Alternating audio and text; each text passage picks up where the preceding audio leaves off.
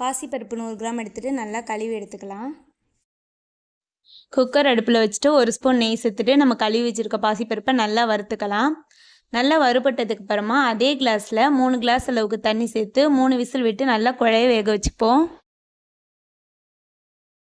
ஆறுனதுக்கு அப்புறம் மிக்ஸி ஜாருக்கு மாற்றி நல்லா மையாக அரைச்சி எடுத்துக்கலாம். பாத்திரம் அடுப்பில் வச்சுட்டு 2 ஸ்பூன் நெய் சேர்த்துட்டு முந்திரி பருப்பு வறுத்து தனியாக எடுத்து வச்சுப்போம்.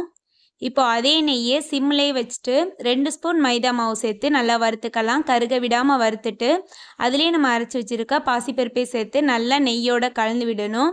நல்லா கலந்ததுக்கு அப்புறமா நம்ம பாசிப்பருப்பு அந்த அதே கப்பில் 2 கப் ஜீனி சேர்த்துக்கலாம். இப்போ ரெட் கலர் பவுடர் கொஞ்சமாக சேர்த்துட்டு ஏலக்காய் தூள் சேர்த்து நல்லா கலந்து விட்டுருவோம். நல்லா கலந்ததும் நம்ம இன்னும் கொஞ்சம் நெய், அதாவது 3 ஸ்பூன் நெய் சேர்த்துக்கலாம். இந்த டைமில் நம்ம வறுத்து வச்சுருக்க முந்திரி பருப்பை சேர்த்துக்கலாம். டேஸ்டியான அசோக் அல்வா ரெடி. தேங்க்யூ.